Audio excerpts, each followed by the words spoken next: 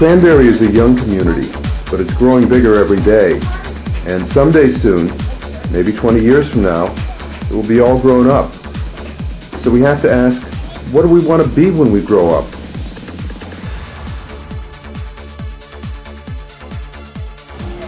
I'm going to be a cashier.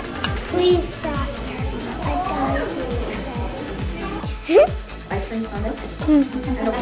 I played the part of Mrs. Santa Claus for 23 years for the Northway Mall. And I worked on the Turnpike 4 days. The jackhammer was bigger than I was.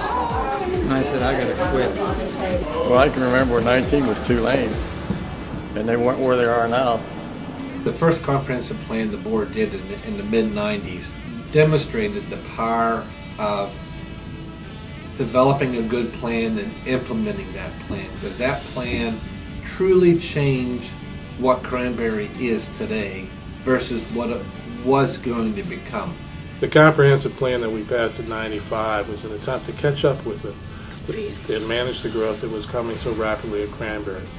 We got our arms around the community, and we looked down the road to where we needed to go to how to manage the growth. We set out some goals and objectives, and they were very specific and they were very real.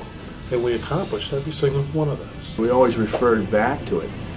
It was not cut in stone, but it was an understanding that we had as legislators what it was expected of us and what we, in the future, where Cranberry was going to go, where it was going to build to. We can look all across the western PA and we see how towns develop, and what the board did in the mid-90s was saying, maybe that's not what we want to be. We want to be something different. We want to have greater landscaping requirements, start working on architectural treatments and green space. And previously to that major comprehensive plan update in the '95, we had no sidewalks. We didn't have landscaping requirements. Our green space was minimal.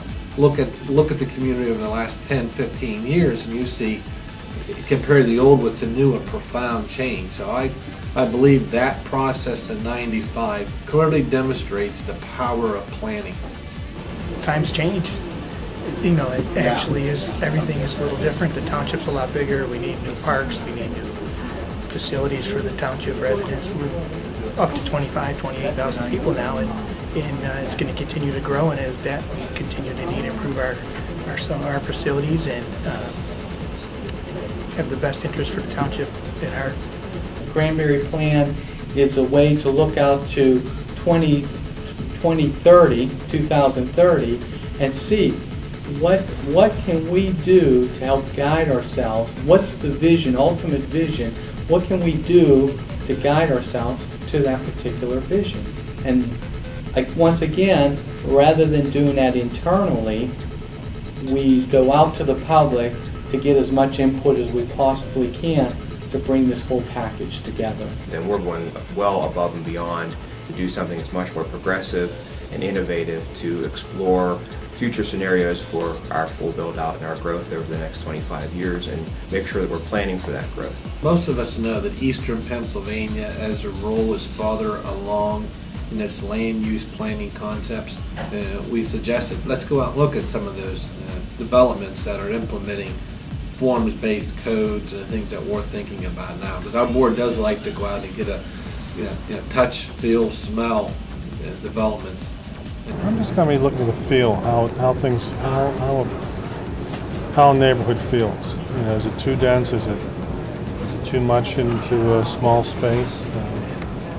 And try to take that impressions that I get and come back to Cranberry and see if there's an area that this can work in. We would like to welcome you to Philadelphia. Local time is approximately 7:53. Landscape architect Tom Committa is one of Pennsylvania's most respected town planning consultants. For each of the stops today, I have a plan.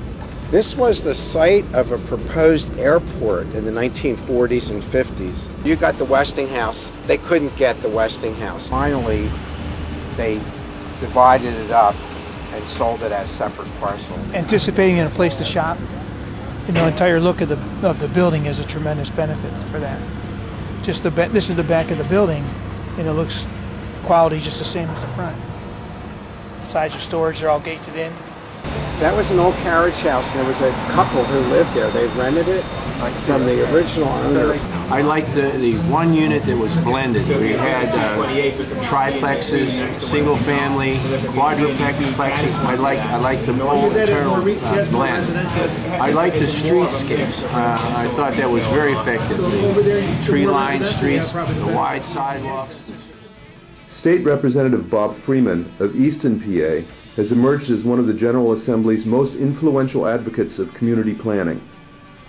Without good planning, it's very difficult to control the path of development. You have nothing but residential in one section of the community, nothing but commercial in another, nothing but industrial and employment in another. And so you're overly dependent on the automobile to link those uses. That requires extensive amounts of road. It requires the ability to be able to drive a car to access those goods and services. And it creates a lifestyle which makes adults very dependent on the car, and also turns them into chauffeurs as they take their pre-driving age kids everywhere. It's tough to get the public excited about something like a comprehensive plan or a zoning ordinance because it seems so abstract and so technical. But it really is important to try and reach out to the community, to engage various sectors of the community, to be involved in that process, to come to public meetings, and to talk about their ideas. I think everybody senses that we're about to move into the next stage as a community, the next growth stage.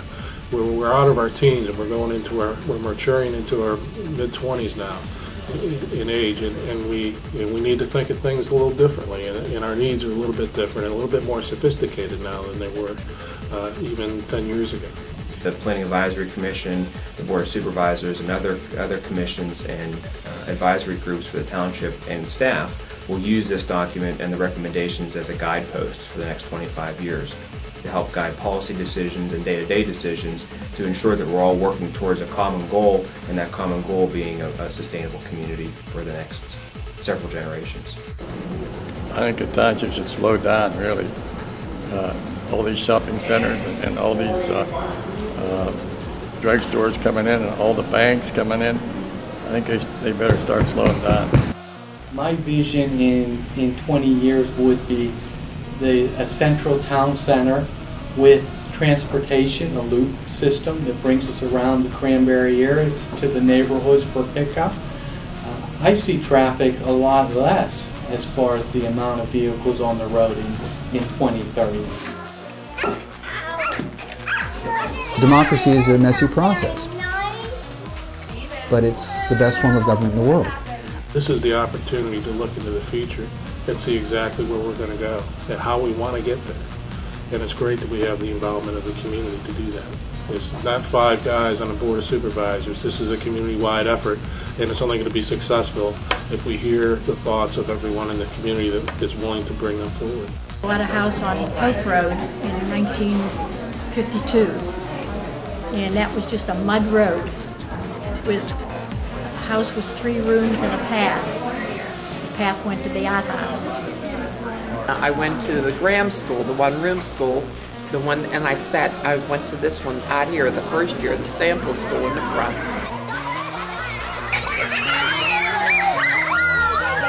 I have a playground in my neighborhood. I play soccer, baseball, and hockey. That's me, right there. At Cranberry Township.